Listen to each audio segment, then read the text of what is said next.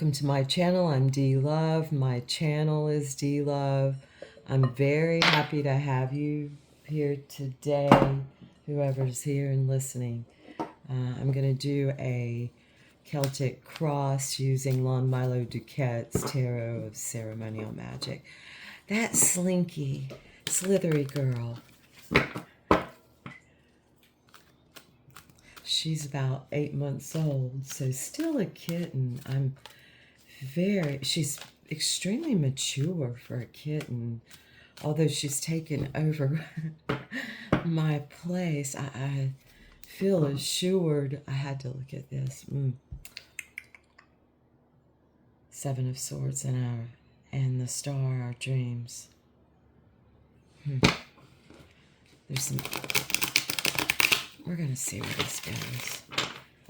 Dang, my deck's looking bad.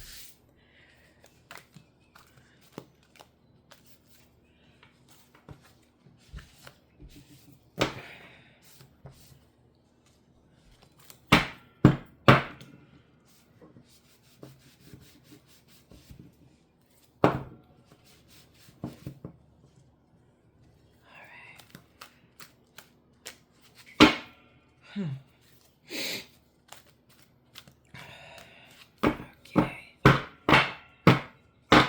Trying to get some air in them, folks. I live in a really high humidity area and quite dusty, actually. A bit of a birdhouse. Whoop. Big dog. All right, I'm shuffling for the heart of the matter.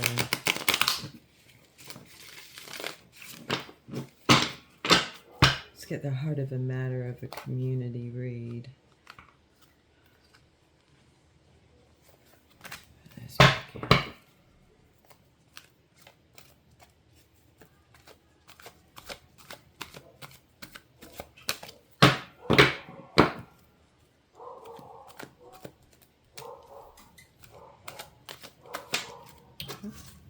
Okay, the heart of the matter, it's our strength, our lust, our desires, our willingness to ride the lightning, to ride the beast, to be aware of it, to do it in the here and now, in the matter of all. Ask, you know.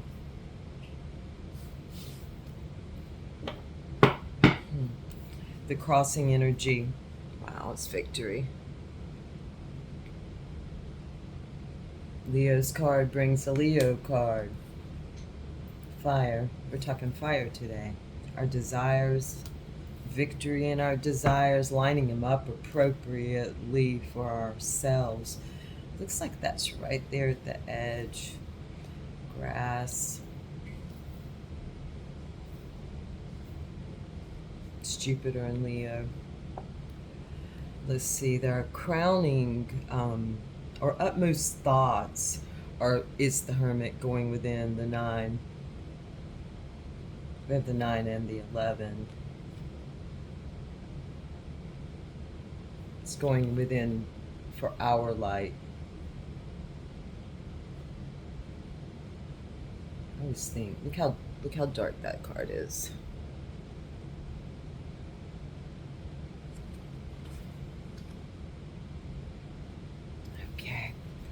The grounding energy, hail Satan, it's the devil.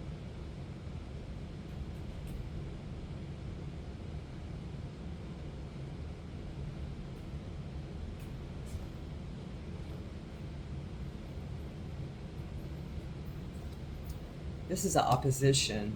This is us willing, what we're willing to look at within here and within here. Those are perfect energies to go together. Perfect power. Where are we coming from? This was a quick energy. This is Mercury and Sagittarius. It's an early Sag card. It's quick energy coming in. So many, our passions. It's very passionate read. So our passions coming in quickly and us deciding to write them, see them out. And then what's coming out of this, the Eight of Cups. We have some success, but there's some abandonment going on of it. And often, this is just really looking, we just came out of this energy. This is just really analyzing these cups. The eights are a place of mastering things like emotion. These cups are all the emotion. Our emotional system board, if you will. So, I, for one, have to know what each of these cups encompasses. We can label them, even, if you'd like, each individually. Okay, so we're coming to a place where we're willing to leave some success behind for the remaining 20% that's not showing here. Okay, and we are the Hierophant, the Eternal, the one, that's the 5, that's the eternal learning position. It's a beginner's mind. It's a beginner's mind and a master's. The Hierophant. Some people give religious connotation to this.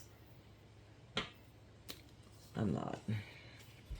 Okay, another 8. We have the 8 of Swords, shortened force. Something's going on that we're really taking a look at. Self-imposed prisons and cages. That looks just like a freaking prison door to me. This is very thoughtful energy. Jupiter and Gemini. For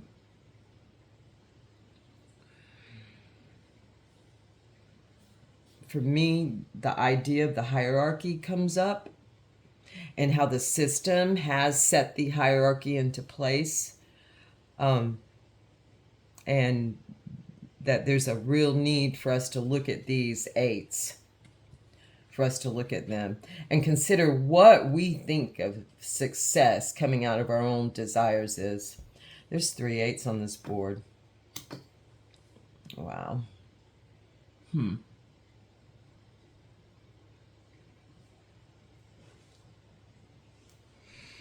Okay, this is a position of what we fear most and what we want most, and that is earned success. Mercury in Aquarius. Some people call this the card of reason, of logos. This is thinking in a orderly fashion that helps us to grow and helps expansion.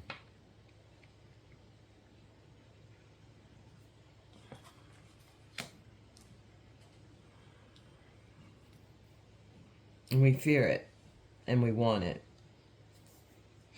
Got a couple of 6s out here, 3 8s, and the rest biggies.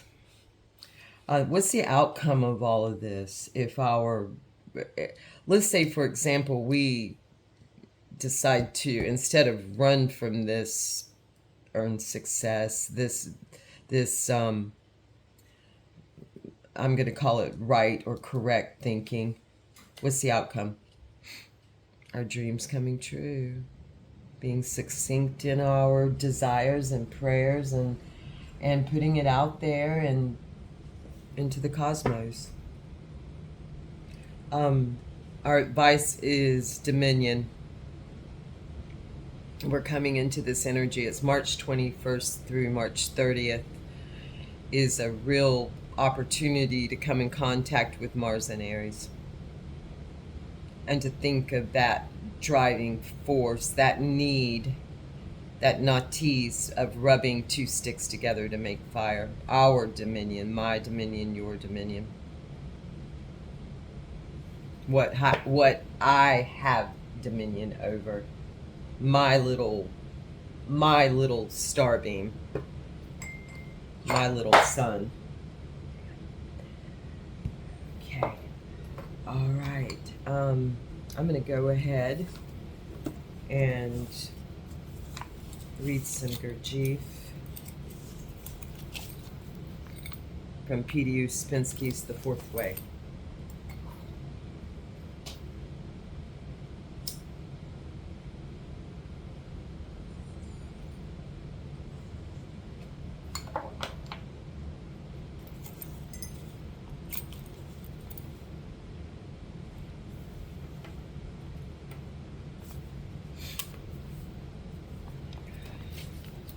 This kind of sounds like it's going to fall right into place.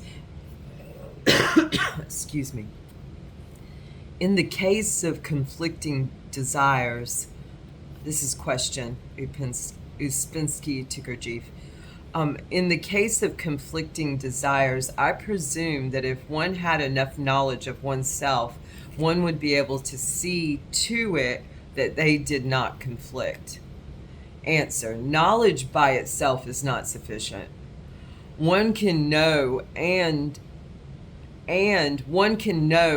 desires can still be in conflict, because each desire represents a different will. That's just like with these. Each cup, we can say, represents a different will. Each sword does. In this case, we're talking a general read here.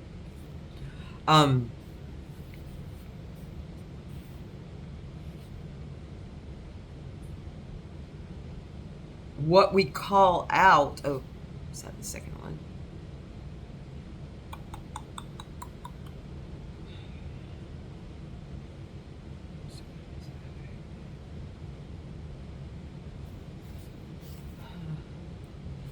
Did I add something? Oh.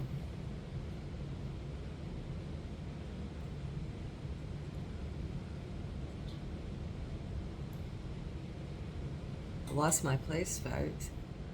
I'm going to read this again. I got to thinking about this reading, what's all in those cups. Let's see.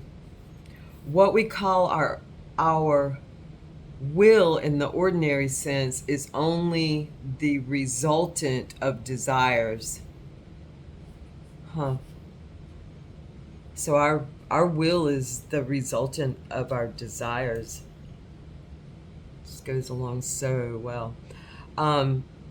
The resultant sometimes reaches a definite line of action, and at other times cannot reach any definite line, because one desire goes one way and the other another way, and we cannot decide what to do. This is our usual state. Certainly, our future aim must be to come to oneness instead of being many as we are now, because in order to do anything rightly, to know anything rightly, to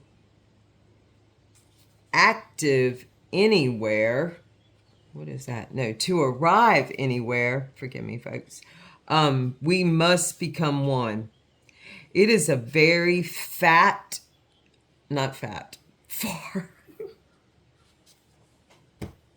forgive me. It is a very far aim, and we cannot begin to approach it until we know ourselves. Because I'm out of time. Because in the state in which we are now, our ignorance of ourselves is such that when we see it, we begin to be terrified that we may not find our way anywhere. Not terrified, just, it's like, I'm going to stay away from that little cage. The human being is a very complicated machine and has to be studied as a machine. We realize that in order to control any kind of machine, such as a motor car or a railway engine, we should first have to learn. We cannot control these machines instinctively, but for some reason, we think that ordinary instinct is sufficient to control the human machine. although it is so much more complicated. This is one of the first wrong assumptions. We do not realize that we have to learn that control is a question of knowledge and skill. Okay, I'm going to end there, folks. Thank you so much for coming and listening to this if you did or do at any point in the future. Thank you.